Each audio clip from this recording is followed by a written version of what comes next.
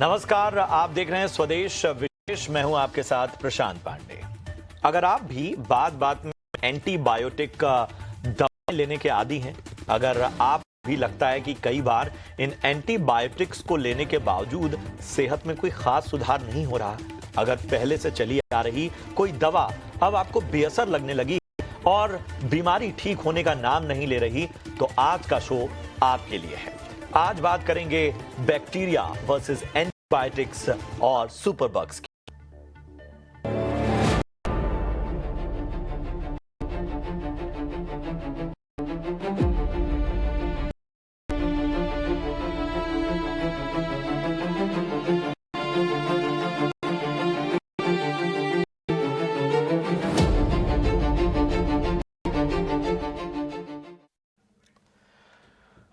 एक नई बड़ी और इंटरनेशनल स्टडी जिसे लैंसेट ई क्लिनिकल मेडिसिन जर्नल में प्रकाशित किया गया है, और ये स्टडी कहती है कि भारत में जो एंटीबायोटिक रेजिस्टेंस है उसे लेकर अब अलार्मिंग सिचुएशन बन चुकी है। स्टडी में पता चला है कि भारत में 83% मरीज मल्टी ड्रग रेजिस्टेंट ऑर्गेनिज्म यानी एमडीआरओ को लेकर चल रहे हैं।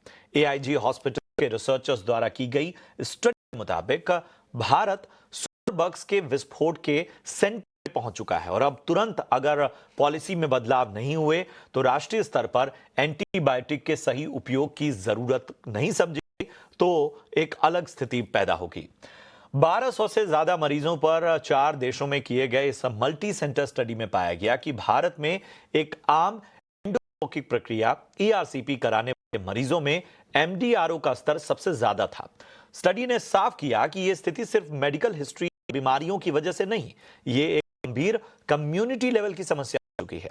भारत में हर साल लगभग 58,000 नवजात बच्चों की मौत रेजिस्टेंट इन्फेक्शन से जुड़ी होती है। आईसीयू और कैंसर सेंटर में ऐसे बैक्टीरिया आम हो चुके हैं। स्टडी के मुताबिक यह स्थिति बताती है कि एंट्री माइक्रोबियल रेजिस्टेंस एएमआर अब भारत में एक राष्ट्रीय यानी कि नेशनल हेल्थ इमरजेंसी बन चुका है।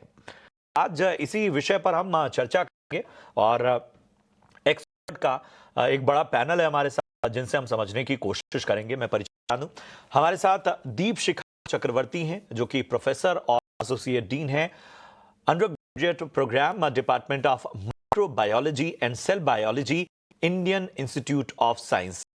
बहुत बहुत स्वागत दीपशिखा आपका इस चर्चा में शामिल होने के लिए। हमारे साथ डॉक्टर गोमा बाली बजाज भी जुड़ रही हैं, कंसल्टेंट हैं और head of emergency Fortis hospital greater Noida से। डॉक्टर बाली, आपका भी बहुत बहुत स्वागत था। लेकिन इस चर्चा की जो शुरुआत है मैं और भी परिचय करा दूं। हमारे साथ और भी खास मेहमान जुड़ चुके हैं। हमारे साथ डॉक्टर अर्पिता सिंह हैं, हेड ऑफ डिपार्टमेंट फार्माकोलॉजी से, और बहुत बहुत शुक्रिया डॉक्टर अर्पिता आपका इस चर्चा में जुड़ने के लिए। इस शो में आप बहुत काम आएंगे। आपको बता दें राम मनोहर लोहिया अस्पताल के डिपार्टमेंट ऑफ फार्माकोलॉजी से आप आती हैं।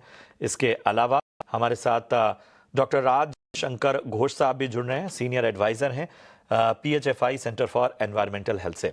थैंक यू डॉक्टर राज, आपका कीमती समय देने के लिए। तो शुरुआत मैं साफ तौर पर दीपशिखा जी आपसे करूंगा। लैंसेट की स्टडी से मैं जब गुजर रहा था तो जो सबसे इंपॉर्टेंट चीज थी, और शायद चूंकि हम शो थोड़ा ना आसान भाषा में रखेंगे, बहुत बड़ी बड़ी बातों की जगह हम थोड़ा अवेयरनेस पर फोकस करेंगे। 83% एमडीआरओ का मतलब है क्या? एमडीआरओ दरअसल है क्या, और कितना अलार्मिंग मानती हैं इस स्टडी को? एमडीआर का मतलब है मल्टी ड्रग रेजिस्टेंस। इसका मतलब जो जीवाणु है जो एक एंटीबायोटिक से उसका निधन या वो मर सकता है, वो अब वो न तो उस एंटीबायोटिक से खत्म होता है, पर बाकी जो भी जितने सारे बहुत सारे एंटीबायोटिक है उनके अगेंस्ट में वो फाइट करने लगता है और वो खत्म नहीं होता है। ऐसे करते करते उनमें क्षमता उपजती है जिसको हम कहते हैं कि सर्वाइवल स्ट्रेटेजी, मतलब वो हो जाता है फिर मल्टी ड्रग रेजिस्टेंस। बहुत बहुत ही इम्पोर्टेंट विषय है ये, क्योंकि इस particular multi drug resistance bacteria के विरोध हमें जो दूसरा जो नया एंटीबायोटिक मिलना वो बहुत मुश्किल हो सकता है फ्यूचर में। मतलब ये होता है एमडीआर, मल्टी बिल्कुल ड्रग रेजिस्टेंस। बिल्कुल बिल्कुल आपने सही कहा और थोड़ा और पहलुओं को हम समझने की कोशिश करेंगे, मगर डॉक्टर राजशंकर मैं आपके पास आना चाहूंगा। ऐसी क्या लापरवाहियां हो रही हैं, ऐसी क्या कहीं ना कहीं छोटी छोटी चीजों को नजरअंदाज किया जा रहा है कि हम इस स्थिति में पहुंच रहे हैं?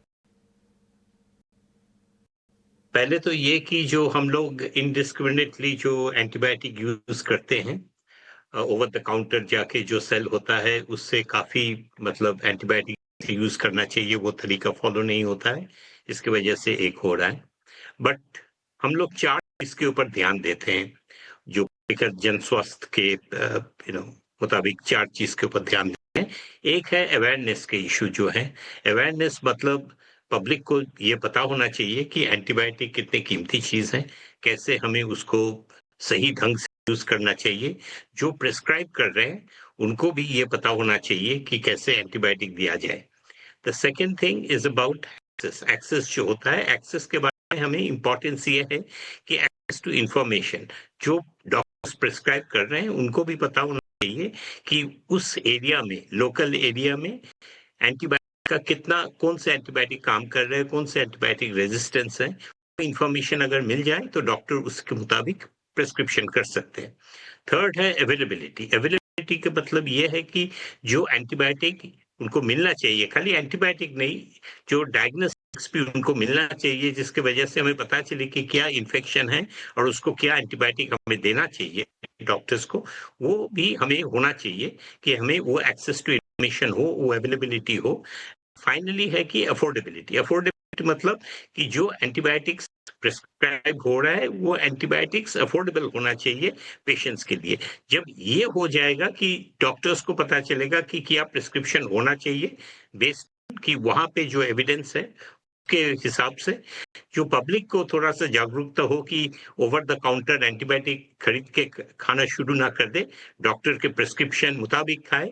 और फाइनल यह है कि जो एनालिसिस होना चाहिए वो सब सही टाइम पे अगर हो जाए तो उसके आधार पे प्रिस्क्रिप्शन भी अच्छे ढंग से हो जाए, एंड जो एंटीबायोटिक दिया जाए वो भी सही ढंग से जितनी बातें पेशेंट खाए। आपने बताई डॉक्टर घोष, जितनी बातें आपने बताई, मैं भारत के संदर्भ में तो यही कहूंगा और मैं अपने तजुर्बे से बता रहा हूं कि नहीं होता है। मतलब लोग अपने मन से दवाएं खाना, मतलब ये कोई ऐसी चीज नहीं है जिसके बारे में लोगों को पता नहीं है, पॉलिसी मेकर्स को नहीं पता है, रेगुलेटर्स को नहीं पता है।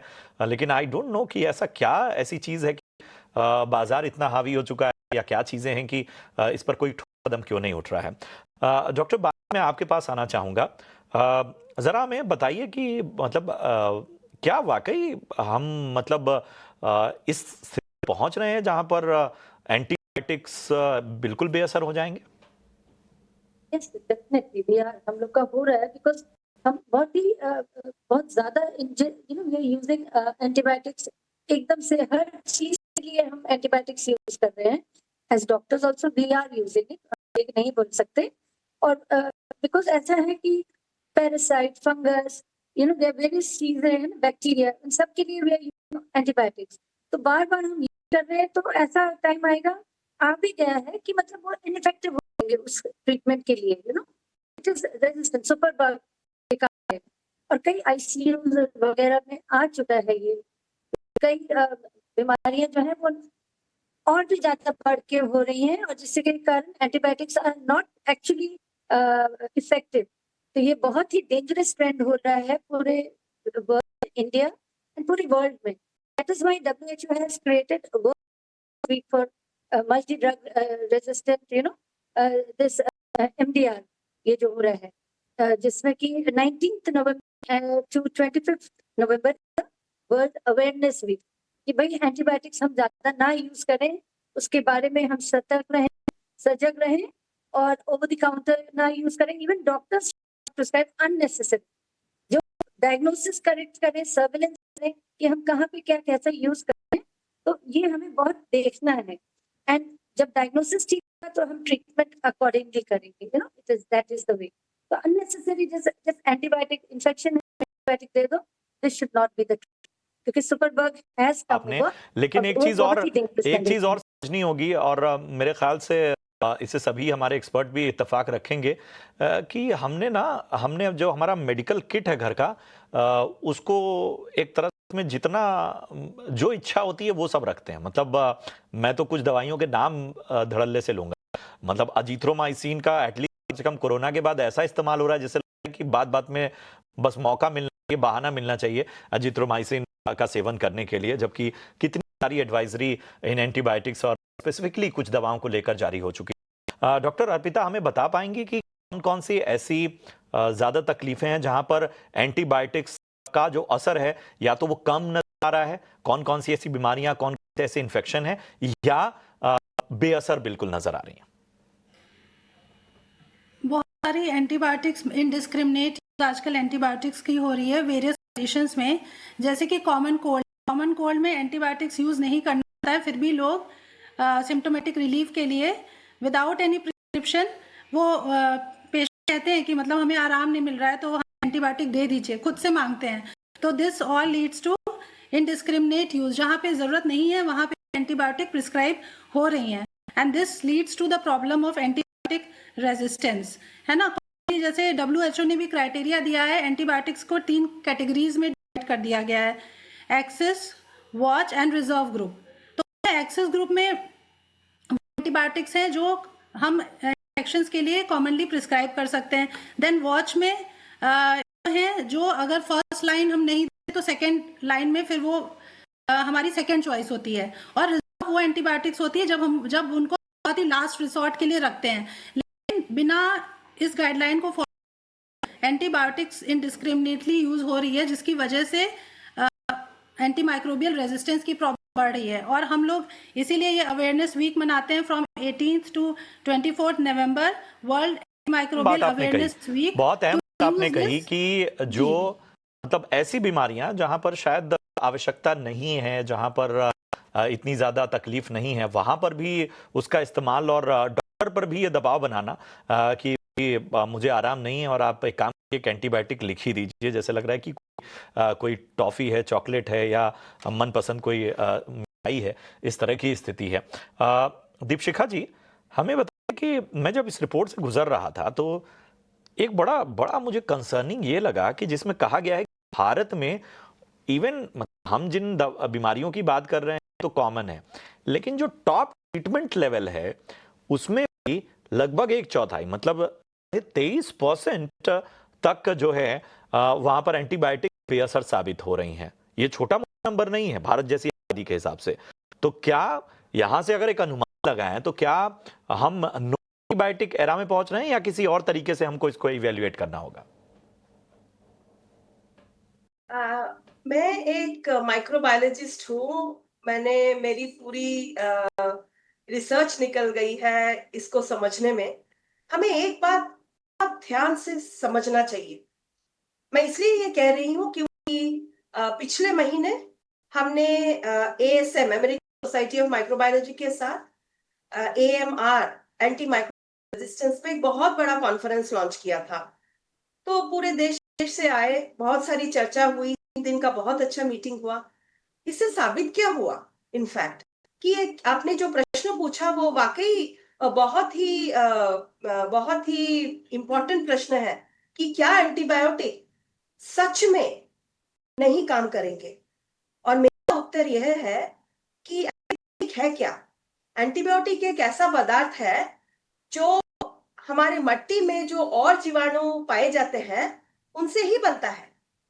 तो जीवाणु एक दूसरे को कंट्रोल में रखने के लिए बनाते हैं, और हमने ह्यूमन बींग्स ने उसको प्यूरिफाई करके अभी यूज करने लगे हैं इन सब बीमारियों के अगेंस्ट में। तो एंटीबायोटिक बनता भी है जीवाणु से, वो मारता भी है दूसरे जीवाणु को, तो ये और कहीं से पैदा नहीं हुआ है। मिट्टी में सभी एक साथ रहते हैं बहुत सारे।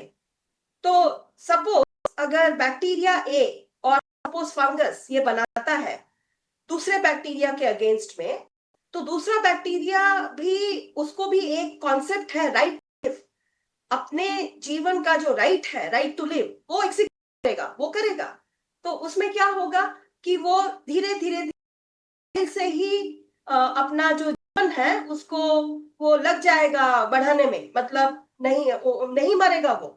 तो ऐसे करते करते जब वो ह्यूमन बीइंग में और मनुष्य में जाता है, उनमें बीमारियां पैदा करने लगता है, तब जो बाहर के एंटीबायोटिक है, जो ये सॉइल बैक्टीरिया और फंगस से ही बनाए गए हैं, प्यूरिफाइड फॉर्म में है, उनको कंपनियों ने बनाया है, वो जब लेते हैं तब वो बेअसर होता है। तो इसमें बात ये है, समझने वाली बात ये है कि एंटीबायोटिक और एंटी माइक्रोबियल रेजिस्टेंस का यथार्थ मतलब क्या है, वो शुरू कहां से हुआ है, और उसको जो हम खत्म करने वाली बात करते हैं वो क्या वाकई में सही है? खत्म करने वाली बात तो कोई है ही नहीं। आपका जो प्रश्न है, क्या एंटीबायोटिक वाकई में काम करेंगे इन फ्यूचर? सभी एंटीबायोटिक जब आप उनका संशोधन करके उनको मार्केट में निकालेंगे, थोड़े महीने तक जरूर काम करेंगे, बट उसके बाद it is right to live concept, बिल्कुल और फिर बैक्टीरिया बिल्कुल उनके अगेंस्ट में काम करने लगेंगे, वाकई बैक्टीरिया रहने लगेंगे। इसीलिए वाकई वाकई बात आपने कही। और डॉक्टर जिस तरह की पूरी चर्चा की है उसमें एक चीज मेरे मन में आई है कि क्या ये जो पूरा फार्मेसी का मार्केट है, मतलब हम इतने वर्षों में अगर हम टेक्नोलॉजी, बाकी रेगुलेशन, बाकी रिफॉर्म में हम अगर इतने आगे बढ़ गए हैं, तो क्या यहाँ पे हम कोई अंकुश नहीं लगा पा रहे हैं? यहाँ पर बस सिद्धांत ज्यादा बात हो रही है, कागजों पे बात हो रही है, एडवाइजरी ज्यादा जारी हो रही है, बड़े बड़े मेडिकल जर्नल का जब आ रहे हैं तो उनकी उस चेतावनी को भी कहीं ना कहीं कुछ दिन बाद नजरअंदाज कर दिया जा रहा है। सर अपने आप को म्यूट कर लीजिए जरा।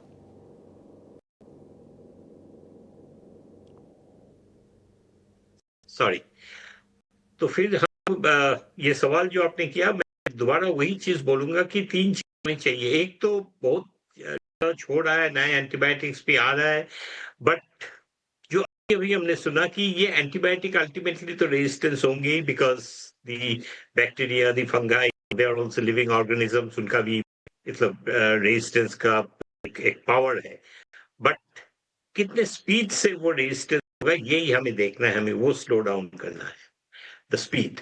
इंपॉर्टेंट पार्ट इज कि अवेयरनेस एक बहुत बड़ा इंपॉर्टेंट इशू है। जब तक हम लोग प्रेस्क्रिप्शन जो लिख रहे हैं, जो दवाई ले रहे हैं, उन लोगों को अवेयर ना करें कि कितने बड़े डेंजरस चीज है ये जो AMR होने वाला है, एंटी माइक्रोबियल रेजिस्टेंस होने वाला है, तब तक हम सफल नहीं होंगे।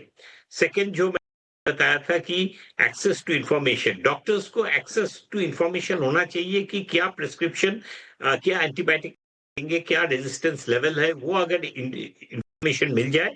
बहुत हो रहा है आज बड़े बड़े हॉस्पिटल्स में, बड़ा एंटीबायोग्राम आता है जिससे उनको पता चलता है कौन सा काम कर रहा है, कौन सा नहीं काम कर रहा है एंटीबायोटिक। बट ये हमें स्मॉल टाउन्स में, विलेजेस में, जहाँ पे प्रिस्क्रिप्शन है वहां पे भी होना चाहिए, सरकारी व्यवस्था में होना चाहिए, जहाँ पे एंटीबायोटिक्स इंडिस्क्रिमिनेटली यूज हो रहा है। और तीसरी चीज ये है कि जो अभी अभी हमने सुना कि जो रिजर्व करना चाहिए, जो एंटीबायोटिक हमें कॉशियसली यूज करना चाहिए, उसके ऊपर ज्यादा से ज्यादा जानकारी होना चाहिए, डॉक्टर्स को ट्रेनिंग होना चाहिए, और उसको ओरिएंटेशन होना चाहिए कि सही ढंग से वो प्रिस्क्राइब करे। नया एंटीबायोटिक्स तो आते रहेंगे, वो फार्मा कंपनीज में नया एंटीबायोटिक्स बनाते रहेंगे, लेकिन वो नया एंटीबायोटिक्स भी कुछ दिन बाद अगर ऐसे चलता रहा तो वो भी रेजिस्टेंट हो जाएंगे, तो कितने एंटीबायोटिक्स आएंगे। सो हमें उसके ऊपर ध्यान देना चाहिए कि अहम बात अवेयरनेस, आपने कही। एक्सेस और इंफॉर्मेशन ये इसी होना इसी चाहिए। इसी चीज से जुड़ा हुआ मेरा सवाल कहीं ना कहीं डॉक्टर बाली आपसे है। हम बताइए कि क्यों मतलब फार्मेसी पे इस तरह की मतलब बिना प्रिस्क्रिप्शन के दवाओं को न देना, ये सब कागजों में बहुत है लेकिन व्यवहार में नहीं है, प्रैक्टिकली पॉसिबल नजर नहीं आता। लोगों के तो घर के मेडिकल किट में दवाएं ऐसी पड़ी हुई हैं जो वो पुरानी दवाएं बड़े लंबे समय तक यूज करते हैं। एक सीमा तो होनी चाहिए ना। एक्चुअली यही है कि community based teaching is very important. हम जब CPR वगैरह सिखाते हैं तो हमें साथ दिस काइंड ऑफ टीचिंग भी सिखानी चाहिए। ओवर द काउंटर मेडिसिन नहीं लेना चाहिए। सो वी शुड RWA वगैरह को भी जाके व्हेन वी आर बीइंग एक लेक्चर वगैरह सबको देना चाहिए, बच्चों को बताना चाहिए कि antibiotics should not be used like this. तो एक टीचिंग प्रोग्राम जरूर होना चाहिए गवर्नमेंट साइड फ्रॉम हर जगह, या फिर अपने पर्सनल लेवल पे भी वी कैन जस्ट डॉक्टर्स हम जाके बता सकते हैं कि भाई अननेसेसरी एंटीबायोटिक्स मत यूज करिए। जैसे बताया एरिथ्रोमाइसिन है, we are not supposed to use erythromycin unnecessarily, कि उसके साइड इफेक्ट्स भी बहुत होते हैं। तो ये I think community based teaching से बहुत अच्छे से कर सकते हैं। एंड फार्मा कंपनी को भी हमें बताना पड़ता है, वो तो बना के अपना दे देते हैं, वो अपना स्प्रेड करते हैं, it's their work, but as doctors also we can have a community based services. हमारे इमरजेंसीज में आते हैं जैसे डॉक्टर, मतलब पेशेंट्स, तो उसके बाद वी ट्रीट देम और उसके बाद वी जस्ट गिव देम कि ठीक है। तो वो एक बार अगर उन्होंने सपोजिंग उनके एरिथ्रोमाइसिन उन्होंने ले ली खांसी की, उनको लगता है कि हमारी खांसी बस शॉर्ट हुआ, तो अब बाद में वो यूज करेंगे। So teaching is important, that is most important thing. I think we should give हमें ये बताइए, डॉक्टर अर्पिता, मैं इसी सवाल के साथ आपके पास आना चाहता हूँ। ईमानदारी से बताइएगा, जिस युद्ध स्तर पे काम होना चाहिए वैसा हो रहा है क्या? क्या किसी तरह की या बाकी स्टेक होल्डर्स भी अगर हम इन्वॉल्व करें, हम ये नहीं कहते कि केवल डॉक्टरों की जिम्मेदारी है, यहाँ तो बाकी स्टेक होल्डर्स भी बड़े इंपॉर्टेंट रोल अदा करते हैं। हो रहा है, मतलब ईमानदारी से लग रहा है आपको? हो रहा है और हम लोग इसके लिए काफ़ी काम कर रहे हैं। हम लोग पूरा सेलिब्रेट कर रहे हैं इसके लिए, और उसमें कुछ अवेयरनेस एक्टिविटीज़ हो रही हैं, लेक्चर्स हो रहे हैं, और अवेयरनेस के लिए बहुत सारी एक्टिविटीज़ तो हो तो रहा है। अब उसको इम्प्लीमेंट हम कितना कर पाते हैं वो तो सबकी हेल्थ केयर प्रोफेशनल्स की रिस्पॉन्सिबिलिटी है कि मतलब उसको इम्प्लीमेंट किया जाए। और इसका फीडबैक भी बहुत इम्पॉर्टेंट है डॉक्टर से लेना कि मतलब क्या रिस्पॉन्स रहा, और according to the guidelines, current guidelines, we should work upon it. Definitely we will overcome this problem of drug resistance. तो यही है, समझ भी लेते शिखा जी से बेहतर क्या कौन ही बताएगा। मतलब ये लोग तो हर दिन एक एक छोटे छोटे डेटा से गुजर रहे हैं। दीपशिखा जी बताइए, भारत की स्थिति है क्या? मतलब चिंता कहाँ ज्यादा आपको लग रही है? तजुर्बा भी है, और मतलब आप तो दूध का दूध, पानी का पानी, सब कुछ आप। समस्या तो है, इसका तो हम नकारात्मक विचार नहीं कर सकते हैं। समस्या है। अब समस्या कहाँ है? ये सभी समस्याएं आईसीयूज में, जहां पे सच में पेशेंट्स मर रहे हैं because of multiple infections, multiple जीवाणु के तहत सेप्सिस हो रहा है, एंटीबायोटिक काम नहीं कर रही है। और ये वर्ड ना बहुत ज्यादा उपयोग हो रहा है, एंटीबायोटिक काम नहीं कर रही है। काम नहीं करेगी, इसका तो इसमें कोई आश्चर्यजनक बात भी नहीं है कि वो काम नहीं कर रही है। वो नहीं करेगी क्योंकि उसके अगेंस्ट में बैक्टीरिया का राइट टू लिव उन्होंने एग्जीक्यूट कर लिया है। तो बात सच में सोचना चाहिए हमें कि ये जो सभी आईसीयूज है, इंटेंसिव केयर यूनिट्स है, वहां पे बहुत ध्यान देना चाहिए कि एक इन्फेक्शियस डिजीज को आप किस हद तक कंट्रोल में रख सकते हैं। वो बहुत जरूरी बात है, क्योंकि जब पेशेंट्स आते हैं, डॉक्टर्स लोग बहुत बिजी हो जाते हैं, उनके पास सच में कोई चारा नहीं। जब एक पेशेंट आता है इंटेंसिव केयर यूनिट में पूरा पॉलीमाइक्रोबियल सेप्सिस लेके, तो डॉक्टर्स के पास क्या चारा है? वो क्या वेट करेंगे कि ठीक है देखते हैं अभी क्या ड्रग दिया जाए? उसमें तो समय निकल जा रहा है। तो एक बात है कि वेरी वेरी रैपिड डायग्नोसिस, जैसे कि मिनटों में डायग्नोसिस होना है, ठीक है, जो भी बैक्टीरिया वो लेके आए हैं अंदर, वो एंटीबायोटिक में सेंसिटिव है या रेजिस्टेंस है, वो पता करने में अगर इतना टाइम लग गया तो फिर टाइम निकल गया। और time makes a big difference. ये सभी जो बहुत सीरियस केसेस हैं, इसमें even half an can be life threatening. So क्या होना है अभी? Fast, it is we are racing against time. जितने जल्दी पता चलेगा कि कौन सी एंटीबायोटिक काम करेगी और कौन सी नहीं करेगी। वाकई वाकई आपने कहा, और ये बड़े बड़े इंपॉर्टेंट सवाल हैं जिसको कहीं ना कहीं एक्सपर्ट उठाए, और अच्छी चर्चा रही। मैं सभी का शुक्रिया अदा करूंगा, डॉक्टर अर्पिता, डॉक्टर बाली, डॉक्टर घोष, और इसके साथ ही दीपशिखा जी, आपका भी बहुत बहुत धन्यवाद इस चर्चा में शामिल होने के लिए।